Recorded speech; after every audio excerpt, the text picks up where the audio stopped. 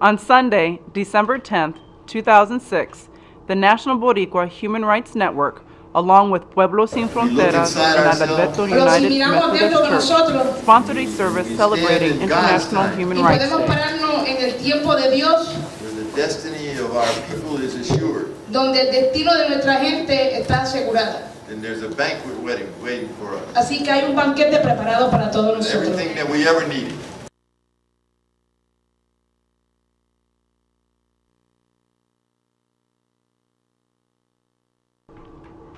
The network campaigns for the release of the Puerto Rican political prisoners, the cleanup of Vieques, Puerto Rico, and the end to the criminalization of Puerto Rican communities in the Desde U.S. ahora me llamarán dichosa todas las generaciones, porque el poderoso ha hecho grandes cosas por mí.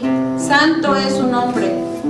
De generación en generación se extiende su misericordia a los que le temen. Hizo proezas con su brazo.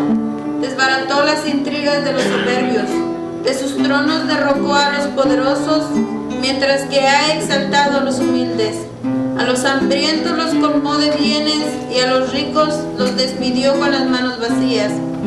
Acudió en ayuda de su siervo Israel, y cumpliendo su promesa a nuestros padres, mostró su misericordia a Abraham y a su descendencia para siempre. Esta es la palabra de Dios para el pueblo de Dios. It's also a privilege for us in the National Boricua Human Rights Network to be here proclaiming the word of social justice, which is also the word of communities in struggle, of different faiths in struggle, all those who seek a common house. Gran honor para mí, para conocer esta mañana. Espérate que se oiga.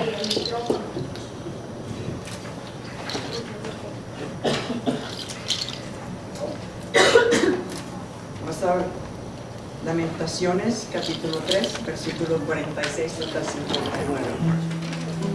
Todos nuestros enemigos abrieron contra nosotros su boca. Temor y lazo fueron para nosotros, asolamiento y quebranto. Ríos de aguas echan mis ojos por el quebrantamiento de la hija de mi pueblo. Mis ojos destilan y no cesan, porque no hay alivio. Hasta que Jehová mire y vea desde los cielos. Mis ojos contristaron mi alma por todas las vías de mi ciudad. Mis enemigos me dieron caza como ave sin saber por qué. Ataron mi vida en cisterna, pusieron piedras sobre mí. Aguas cubrieron mi cabeza, yo dije, muerto estoy. Invoqué tu nombre, oh Jehová, desde la cárcel profunda. Oíste mi voz, no escondas tu oído al clamor de mis suspiros. Te acercaste el día que te invoqué y dijiste, no temas. Abogaste, Señor, la causa de mi alma y redimiste mi vida. Tú has visto, oh Jehová, mi agravio, defiende mi causa.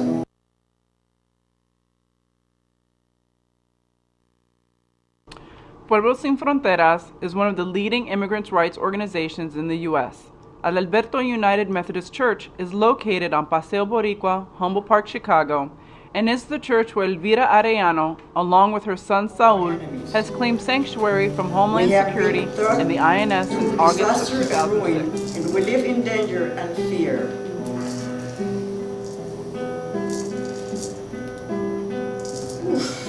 My eyes flow with rivers of tears at the destruction of my people. My tears will pour out in a ceaseless stream until the Lord looks down from heaven and sees us. My heart is grieved when I see what has happened to the women of my city. I was trapped like a bird by enemies who had no cause to hate me. They threw me alive into a pit and closed the opening with a stone. Water began to close over me, and I thought death was near. From the bottom of my pit, O Lord, I cried out to you. And then I begged you to listen to my cry, and you heard. You answered me and told me not to be afraid. You came to my rescue, O Lord, and saved my life. Judge in my favor, You know the wrongs done against me. Es un gran honor y privilegio estar aquí con ustedes hoy. I'm very honored to be here with you today. Y dice la palabra del Señor. Yo voy a estar leyendo de Mateo 21 del 23 al 27.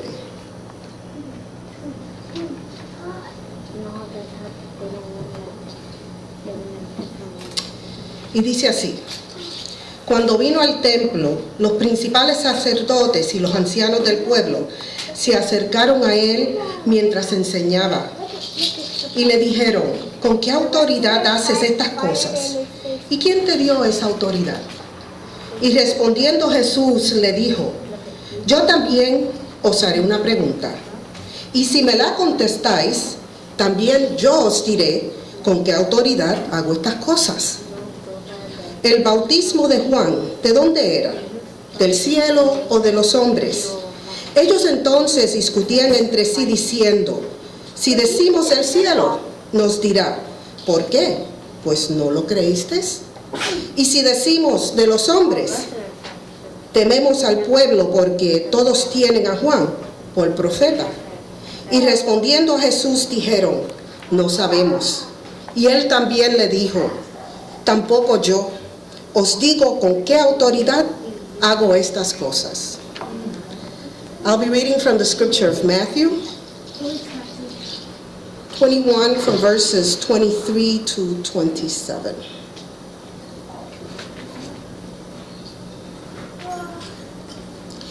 Jesus came back to the temple, and as he taught, the chief priests and the elders came to him and asked, what right do you have to do these things? Who gave you such a right? Jesus answered then, I will ask you just one question, and if you give me an answer, I will tell you what right I have to do these things. Where did John's right to baptize come from? Was it from God or from man? They started to argue among themselves. What shall we say? If we answer from God, he will say to us, why then did you not believe John?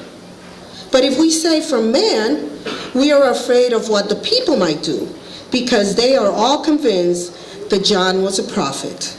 So they answered Jesus, we don't know. And he said to them, neither will I tell you then by what right I do these things. Palabra del Señor para el pueblo de Dios. The members of the council were amazed to see how both Peter and John were, and to learn that they were ordinary men of no education. They realized then that they had been companions of Jesus, but there was nothing that they could say, because they saw the man who had been healed standing there with Peter and John. So they told him to leave the council room, and then they started discussing among themselves, what shall we do with these men? They asked.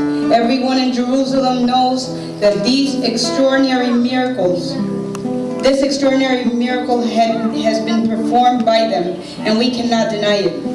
But to keep this matter from spreading any further among the people, let us warn these men never again to speak to anyone in the name of Jesus. So they called them back in and told them that under no condition were they to speak or to teach in the name of Jesus.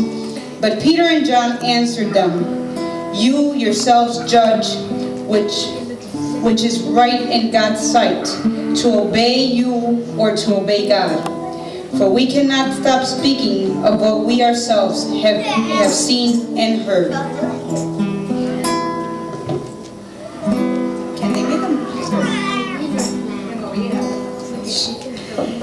Entonces, viendo el denuedo de Pedro y de Juan, y sabiendo que eran hombres sin letras y de vulgo, se maravillaban y les reconocían que habían estado con Jesús. Y viendo al hombre que había sido sanado, que estaba en pie con ellos, no podían decir nada en contra. Entonces le ordenaron que saliesen del concilio y conferenciaban entre sí, diciendo, ¿qué haremos con estos hombres? Porque de cierto, señal manifiesta ha sido hecha por ellos. notoria a todos los que moran en Jerusalén y no los podemos negar. Sin embargo, para que no se divulgue más entre el pueblo, amenacémosle para que no hablen de aquí en adelante a hombre alguno en este nombre. Y llamándolos le intimaron que en ninguna manera hablasen ni enseñasen en nombre de Jesús. Mas Pedro y Juan respondieron diciéndole: juzgad si es justo delante de Dios obedecer a vosotros antes que a Dios, porque no podemos dejar de decir lo que hemos visto y oído. Nosotros necesitamos a Oscar López en la prisión. And Elvira in sanctuary. ¿Y por qué también necesitamos a Elvira en el santuario? What is the strength that we draw from them?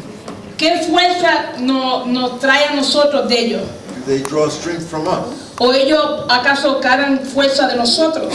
Or it's a fact that we honor Elvira and the political prisoners on this Human Rights Day? Pero también es cierto que nosotros le damos honor a Elvira y a los presos políticos en este día. It's a fact that so many of our leaders have found a deep spirituality while in confinement. Pero también es cierto que los liderazgos de nosotros han encontrado una espiritualidad mientras están encerrados. Those of us who are activists, Y todos nosotros que somos activistas, with not much time to spend on God que no tienen mucho tiempo en Dios or prayer, o para la oración, and certainly not the hypocrisy of religion, y tampoco tienen tiempo para la hipocresía de la religión, this fact, this spirituality that those we love have found in prison or in sanctuary, pero esta espiritualidad que aquellos que nosotros amamos han encontrado en la prisión o quizás en un santuario. this is a fact that we should look at today. Es cierto que esto que nosotros tenemos, La comunidad mexicana y puertorriqueña Es un milagro. Es un milagro. Y yo creo que siento que si se ha duplicado en otras partes de los Estados Unidos, que pues tiene que ser una bendición igual como aquí. Y por esa lucha yo creo que hemos estado en una posición para hacer más una diferencia. The struggle that we've created, or the example in this community of Mexicanos and Boricuas working together in unity, I think has benefited us. And anywhere else in the country where they have tried to duplicate it, I believe it's probably a blessing. And because of that, I believe we are stronger. Y por eso somos mucho más fuertes. And I believe we're much smarter people. Y también mucho más inteligentes. The fact that we've been able to understand the struggle of the Puerto Rican people, Puerto Rico for independence, for freedom, who Oscar Lopez is, who Heriberto is, and what's going on, the struggle around Vieques, I think has made us and Pueblos Sin Fronteras stronger, and of course more principled, and made us understand more what's going on in Latin America, our roots, our history, and why we are here today. Toda la lucha que hemos encontrado juntos y aprendimos como Pueblos Sin Fronteras a través del Puerto Rican Cultural Center, acerca de Oscar López, de Vieques, la libertad de Puerto Rico para ser independiente. Todo nos ha hecho a nosotros en Pueblos Sin Fronteras, esta iglesia, más fuertes, más inteligentes, conocer más nuestra historia, nuestras raíces y por qué estamos en la situación que estamos de ser colonizados, and understand what a colonized people is. Y por todo eso yo quisiera decir que pues ahora la lucha que nos enfrenta es grande y para muchos imposible, pero si hay algo que yo sí aprendí a través de trabajar con José López, que cuando hay un pueblo que determina que va y lucha para la justicia y no se para, va a llegar. Igual lo que yo aprendí en esta iglesia y con Pueblos Sin Fronteras. And there's anything I've learned working with José López, my brother, my friend and my teacher as well, is that when there's a people that fight and struggle for justice and they don't quit and they don't give up, it is gonna happen. It is possible. And it's just a matter of time. And that's something I learned within this church and struggling with Sin Fronteras. For that reason, I can say, and I'm not a prophet, but I can say that one day we will see Puerto Rico be independent. We will see not only legalization for the undocumented in this country, but Latin America have citizenship for all of their people. Yes. Yeah. And it is not and when people say, you know, who is Pueblo Sin Fronteras? I think we can say anybody who's crossed the border and defied the line that was drawn against our people and separating our people. So do we know all of each other by name? No, but we know each other by our actions. Pueblo Sin Fronteras, ¿quiénes somos? Son cualquier persona que ha cruzado la frontera o cree que no debe de estar esa frontera allí porque separa nuestros pueblos y nuestra gente y nuestras familias. Si no nos conocemos de nombre, nos conocemos por nuestras acciones. Y por eso yo creo que también mi pueblo boricua también es un pueblo sin fronteras. Gracias a todos ustedes. I just wanted to, I have that feeling to say this because I was yesterday with the Lourdes celebrating the victory in Venezuela de Hugo Chavez, and I just feel like I have to say, Chavez no se va. That's the only thing they got going, really. And I really believe that what they are doing here also complements our work in this country, because they are bringing the news from what's going on in Venezuela and Latin America, and that only gives us hope here that we can really change the United States and how they treat other people. And the only way we can do that is if we stand up and we constantly unite and fight for what is right, maintain our principles and justice. Gracias.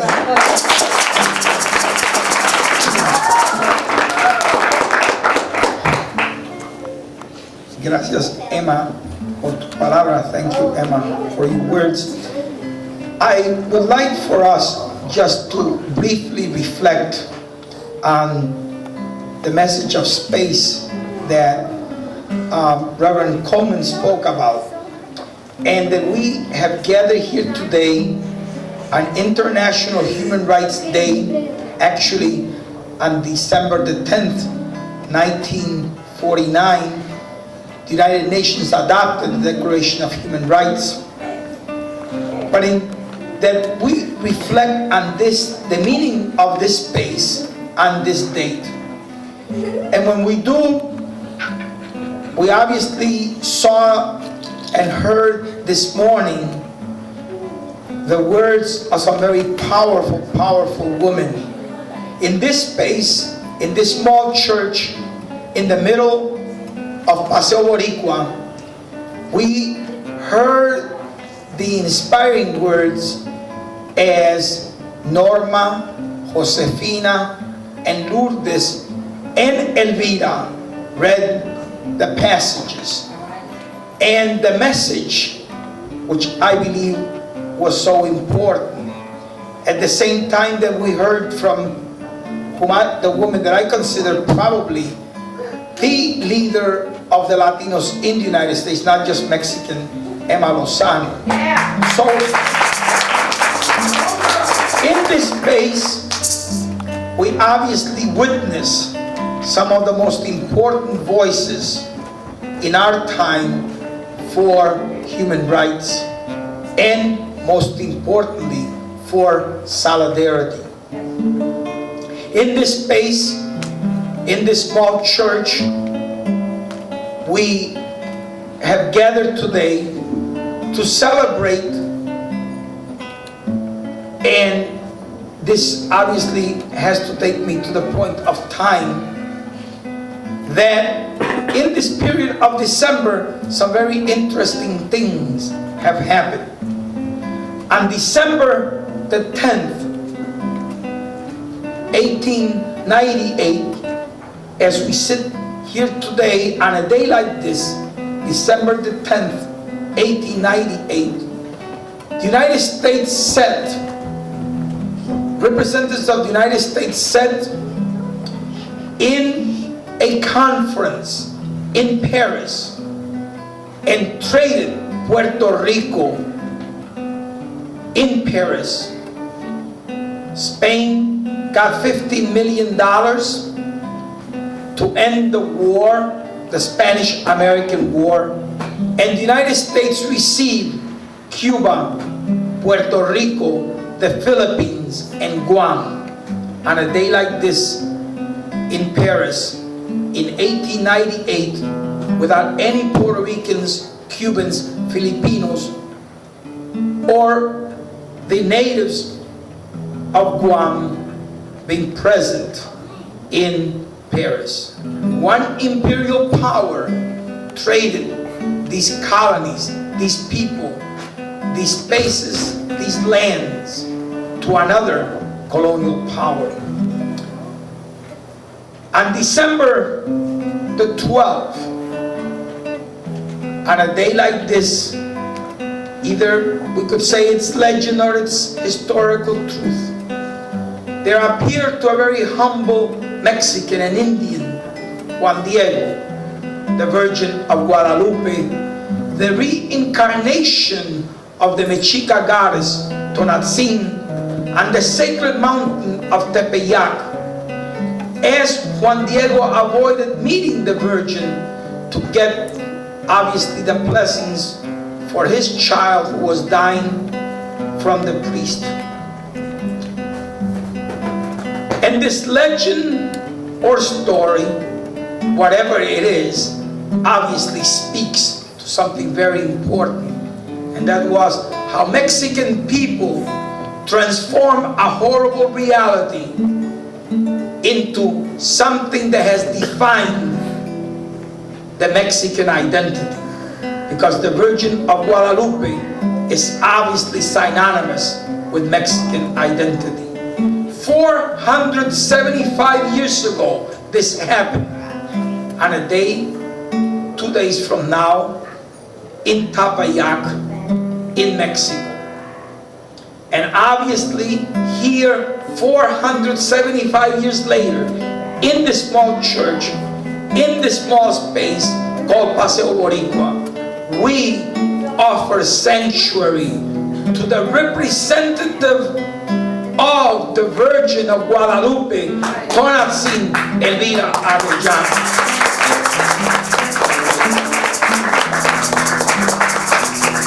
And on a day like this, December the 10th, we honor the Puerto Rican political prisoners who challenged the establishment of the colonial order in Puerto Rico on December the 10th, 1898.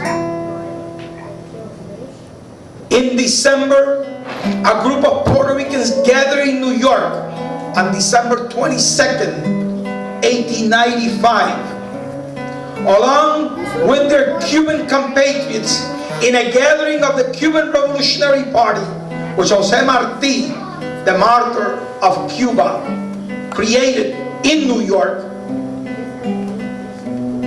In this session of the Cuban Revolutionary Party, the Borinquen chapter of that party adopted the Puerto Rican flag on December 22nd, 1895, and thus on January 6, 1995, we honor that centennial with the creation of the world's largest flags right here on Paseo Boricua. We embrace this space to proclaim our presence and our persistence right here in what José Martí referred to as the entrails of the monster. And he said, I have lived inside the entrails of the monster and know its ways. Mine is the slingshot of David, think about that as we reflect on the Mexican and Puerto Rican unity that has been forged and that comes together. It's an example of that solidarity right here on Paseo Boricua.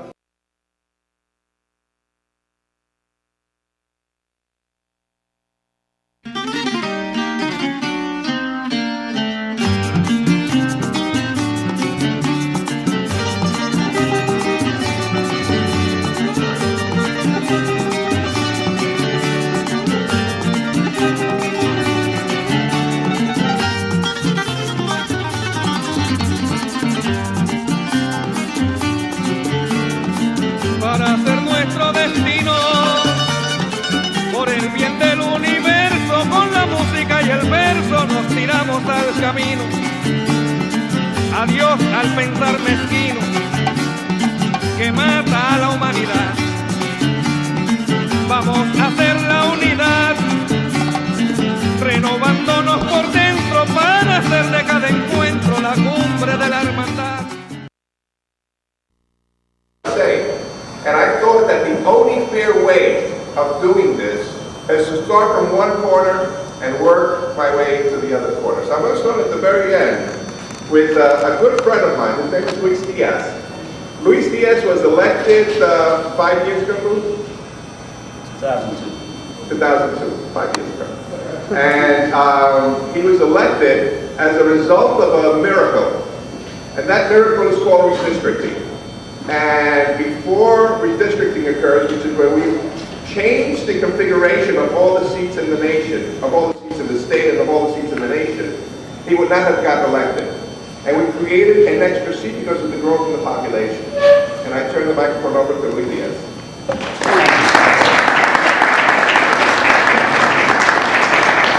I'm good. I think everybody can hear me. Why don't you come over everybody here? Hear me? It's being taped, but let me come over here.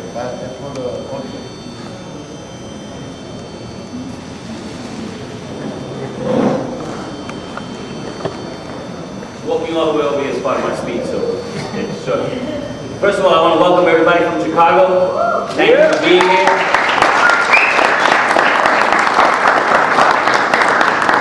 And I just want to correct Peter on one thing. It's not that I wouldn't have been elected, it's that there wouldn't have been a seat created if it wasn't for the number of Latinos that the census has determined were needed in the legislature. As Peter said, I was elected in 2002. I started serving my term in 2003. I'm going into my third term. And we have in the Assembly now, there's 8. There's 8, correct? 12. In the Assembly. 12, what was that? We keep growing even when I'm there, we're growing and I don't even realize it. But anyway, there's, as Peter said, there's 12 of us in the Assembly, and the reason for that is because we as a community keep growing.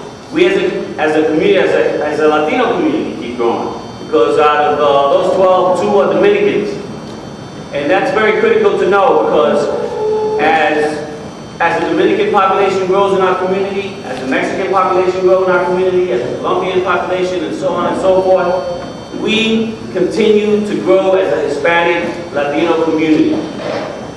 Now, when one of the interesting things, when Peter mentioned immigration and the whole issue about immigration, and the whole issue about what is the Democratic Party, how does the Democratic Party see us, what we should expect from them, I always think about the fact that I'm the chair, first of all, I'm the chair of the task force on New Americans in New York State.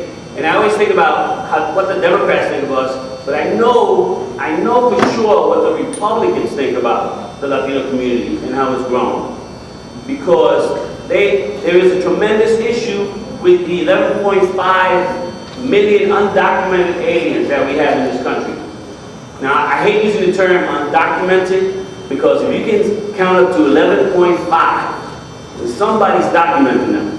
Or they would round it off to 12 or 11 or 10. So if you can say 11.5, somebody knows they're here.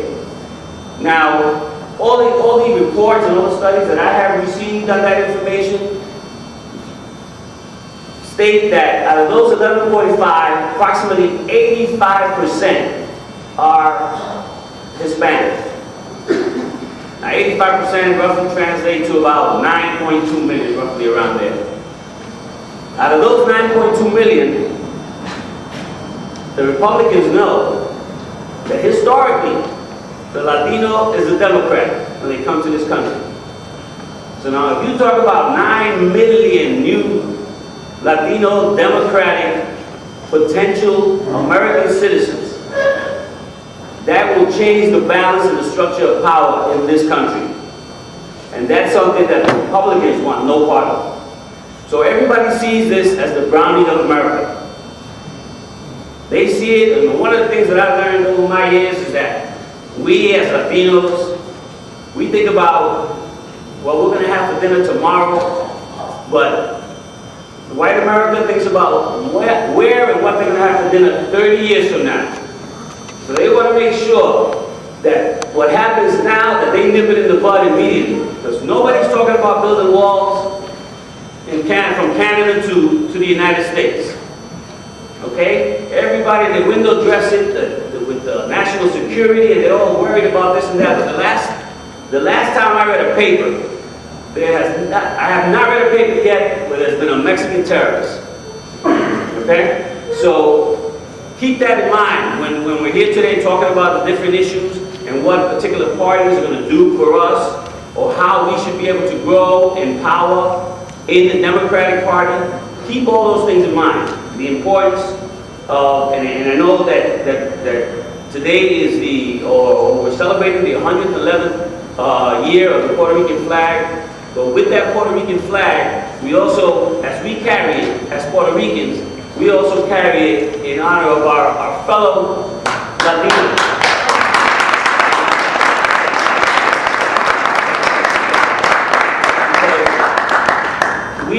We all know that as we go, they go, and as they go, we go. So it's very critical to keep that in mind, how we must build unity to make sure, because divided, we will always be conquered. We will always be where we are. If we ever decide to unite, it will be a scary sight. Thank you. Those are growing in very unique ways. They're not only growing because of the Democratic Party, but we're making it very lucrative for Republicans to start looking at us also.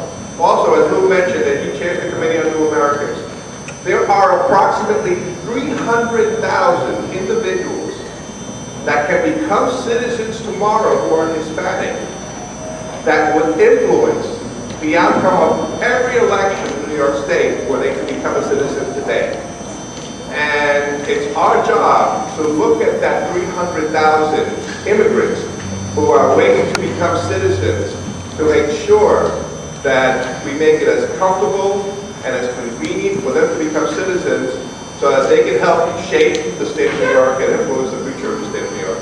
There's an individual who's going to speak next who represents a lot of those 300,000 because he represents a district that did not exist until 2005. Because he represents a district which is primarily comprised of immigrants from outside the United States or from outside of Puerto Rico. Because he represents a district where there was not one Hispanic that was elected prior to the year 2002, and today, miracle of miracles, there are about 4 or 5 Hispanics who are elected, and that's my colleague from Long Island, Assemblyman Phil Wells.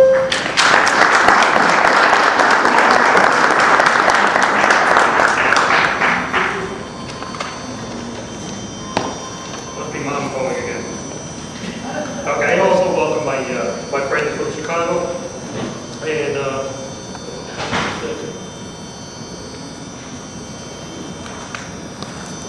as Pete mentioned, I represent an area on Long Island, an area that traditionally has been Republican, non-Latino representation, 0 Latino representation in any elected office. And back in 2002, they created a district in which the elements existed that there was a possibility that Latino could win. There's a community out there in Brentwood, Bayshore, Central Islip that has existed as a Puerto Rican, primarily Puerto Rican community, existed since the 40s. Some people from the Bronx and El Barrio back in the early 40s wanted to get out, they started to migrate out there. And back then there was about a dozen Latino families. Today there's thousands. It's the largest Latino community in all of New York State outside of the city. And what started back then was a community that was out of the loop and remained that way. Out of the loop in many ways, socially, politically, economically, up until recent history. And you would wonder why, you know, a community that started back in the 40s, much like our community here in New York City started, the Latino community, you would think that we would be far more advanced. But up until 4 years ago, there were no Latinos. Today, I was elected, I do thank my colleagues here for really opening up their support and joining together to be able to expand outside of New York City. And they were primarily responsible for this. Out there, I was outnumbered in both dollars and organizations, but they pulled together, they came out and they helped me. And as a result, I was elected as the first Latino in Long Island. Today, in 4 short years, just to show you how the movement for and the desire for Latino empowerment was just bursting at the seams. 4 years ago, I was the first. Today, we have 7 Latino elected officials on Long Island. In 4 Long Island is the tendency to lend ourselves for division.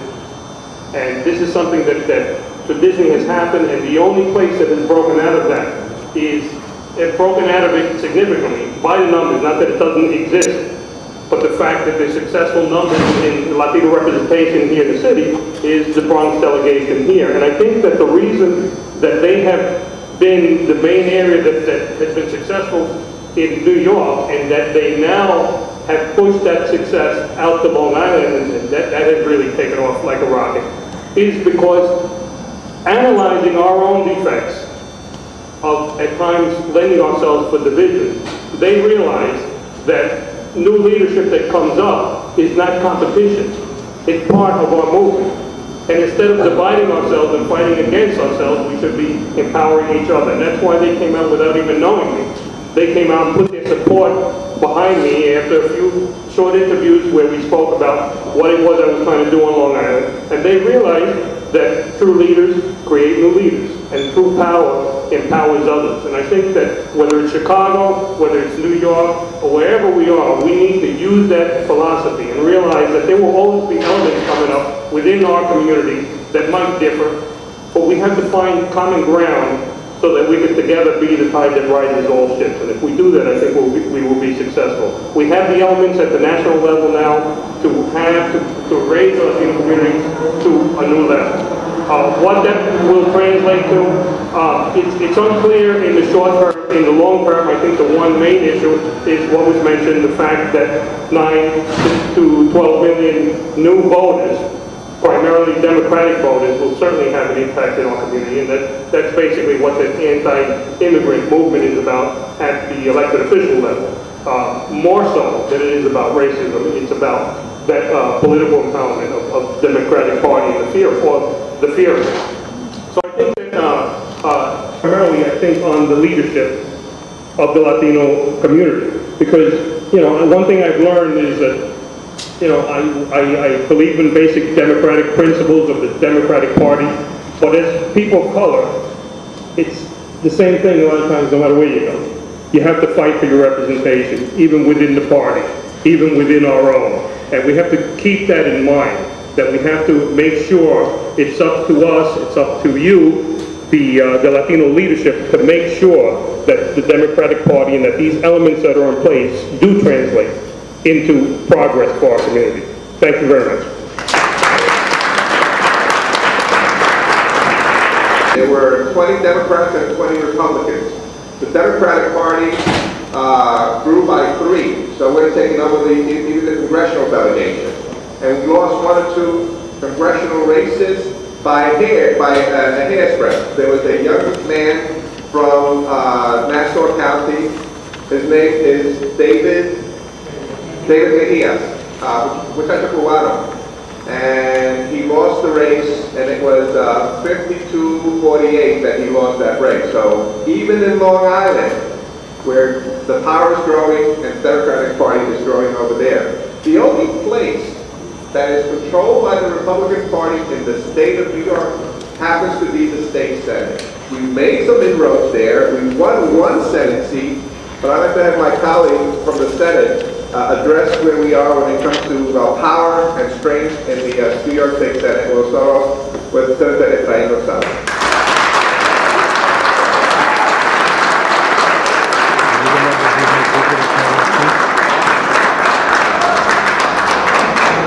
Thank you. I too want to say welcome to the Church of Chicago. Folks, we're very proud of you. Every time I go to Chicago,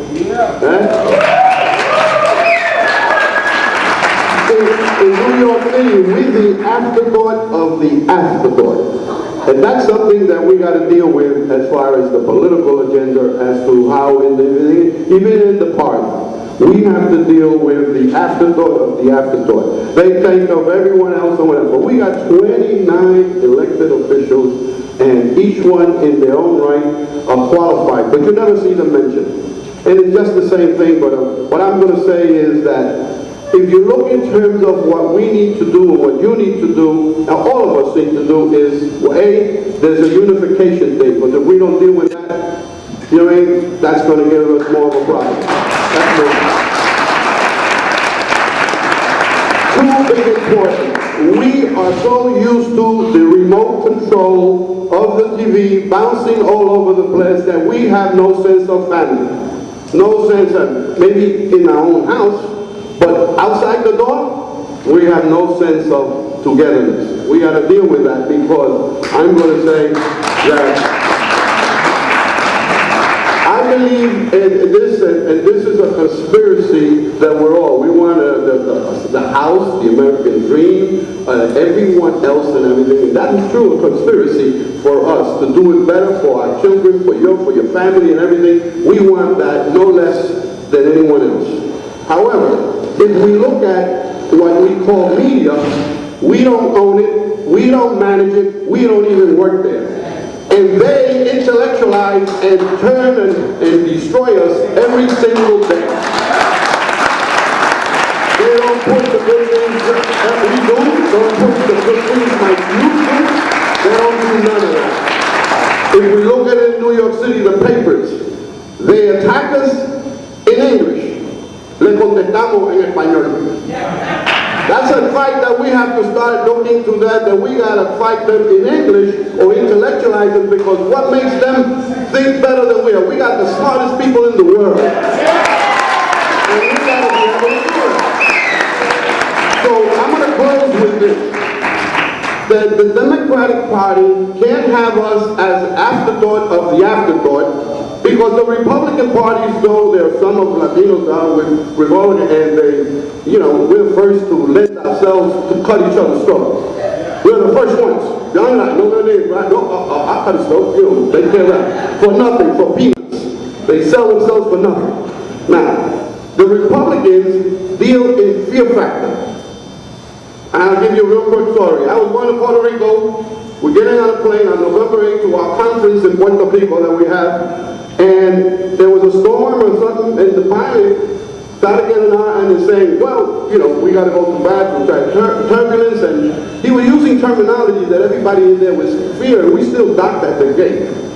Using that. As he was ready, we're pulling it, he's saying, everybody take your jump seats. Now, when you say jump seats, take your seats, you know, the flight attendant would take your seats. No, take your jump seats. So then Dad says, you know what, that got to be a Republican guy, because he wants to put fear while we're going to Puerto Rico. Right? Because they deal on fear and division. That's how they operate and everything. And if they want to come, then they got to stop that of fearing, that building walls and everything. When whoever the terrorists came through Canada, I don't see no wall in Canada, or a bush in Canada. So, let me close this. Racism is alive and well in this country. It's not in your face. It's through technology. They talk about you on the iPod while you sit in the same room. They're talking to each other and say, this guy, or this one, oh, so look what they're saying. It's not in your face. It's hidden. So we have have to deal with that, but we have to deal that through united. We have to deal with that with helping each other and whatnot. And with that, I thank you and God bless you. Making changes, it may not be as quick as some of the ladies here might like to think, but we are making changes. And we learn about how to make changes, believe it or not, from our African American brothers and sisters, and how they were able to empower their women and how they use their churches to really create movements. If you look at any film about the civil rights movement, you know that the African American woman was front and center when it came to the civil rights movement. We have a young lady who is a senator from New York State who represents a growing Hispanic influence in the state of New York and who's going to share her feelings and her comments on where we are as a community. And that's one of my favorite things.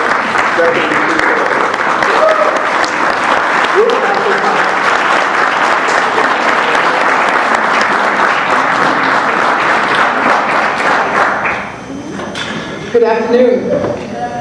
Good afternoon. Good afternoon. Good. I have not been to Chicago.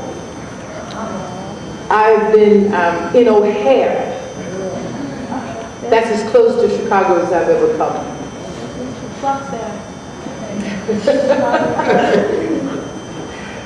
Thanks for letting me know that. That doesn't mean that I won't come to visit. That doesn't mean that if you invite me that I will not be on the first flight out. Just means that that has not been a place of choice in my work and in my life. But I welcome you to New York, particularly because of the work that I know that you're doing. I hope that this experience for you will give you something to take back. And certainly I know that the experience will give us something to learn from. To our leader, I wish to publicly just congratulate him on this 70th year. Many times when we reach an age, we want to forget about birthdays. But I think that every day that God blesses us to be here is a testament to the work yet to be done. We have an extraordinary amount of work to be done, and the leadership suffers because we do not have enough men who want to stand up and who are willing to stand up and be men. And so on this, your 70th birthday, I, along with the Bronx leadership, say happy birthday to you and God bless you.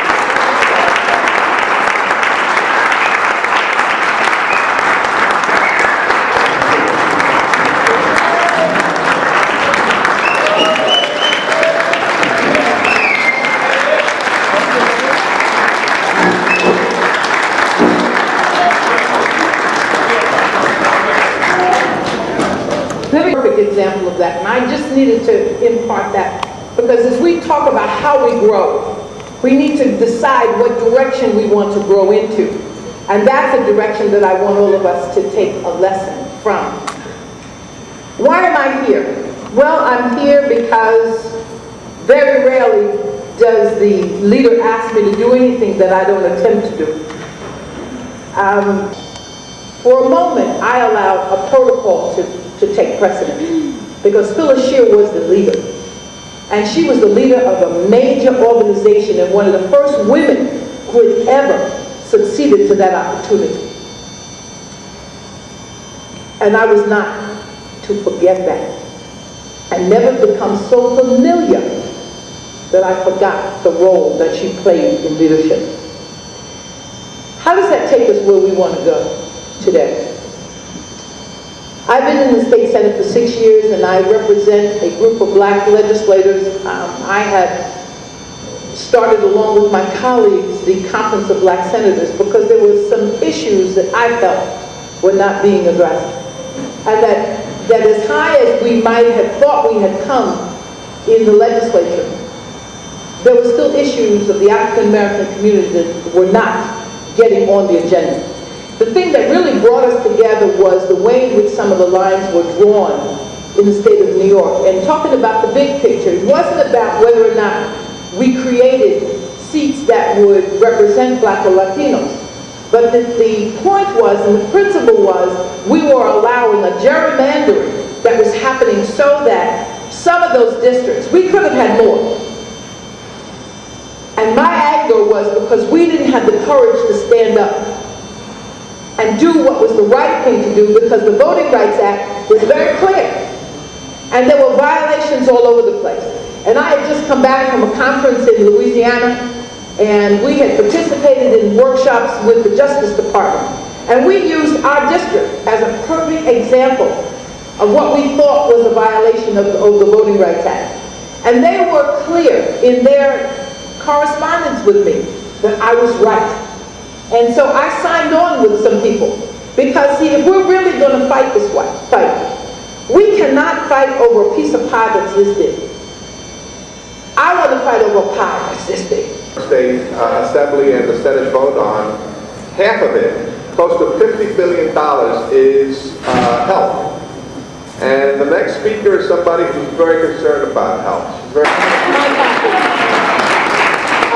Who has been a very important influence in my life.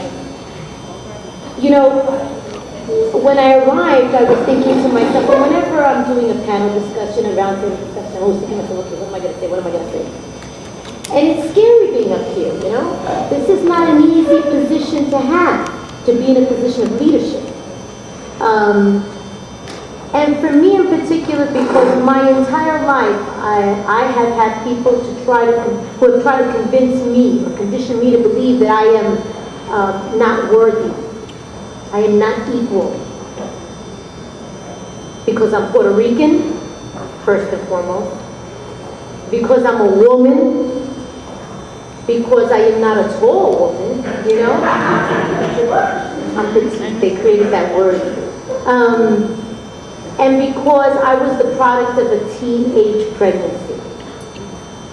I have my son here, Giancarlo, who's 23 years old. My biggest accomplishment. And so, you know, if not for the support system at home, my father, my mother, heaven knows where I'd be. And for my son, because he definitely helped to dictate the direction I took, because I had a strong family values. But let me ask you, how many of you believe that you are worthy? Well, it took a little while and I'm still seeing enough hands. Trust me, you are worthy. Please. Please know it, believe it. Because until you believe it, you can't provide leadership. And until you believe it, you cannot set an example. And you are the future generation of leaderships, and we need you. We have very serious issues still existing within our community. Here in the States, you know, when we listen to the media, we hear that the dropout rate has decreased and everybody's excited. And then I ask, really? Where? For who? It's not for us. They're not talking about us.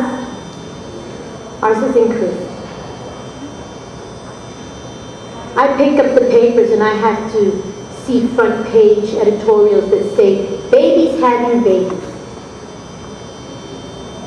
And it's the media attacking women of the Bronx, women of color, because they say we have the highest rate of teen pregnancy that exists. And it's true. It's true.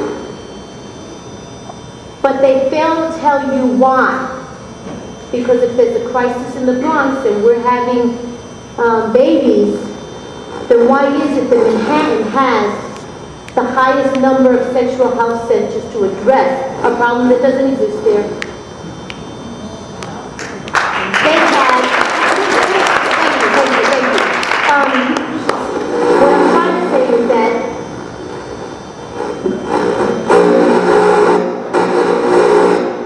destroying us. Every day we pick up the papers, somebody else is dying, somebody else is being incarcerated. And we have babies that are being left to foster care or to a future of despair and failure because of what the history leaves. So we have real problems. And in government, I represent a district. It wasn't supposed to happen. A woman being in office, much less a woman of color. I represent a constituency that is 35% Republican, and I have a large constituency of Caucasians, made up of Jewish voters, Italian voters, Irish voters. I know I am here because we have Latinos that are in the community, and because of the women. I knew that it was time for a change. And when I made a decision to run, my reason for running was because I realized there's an injustice. I believe there's a contribution I can make. And in Albany, I know that I have a vote. I have a say.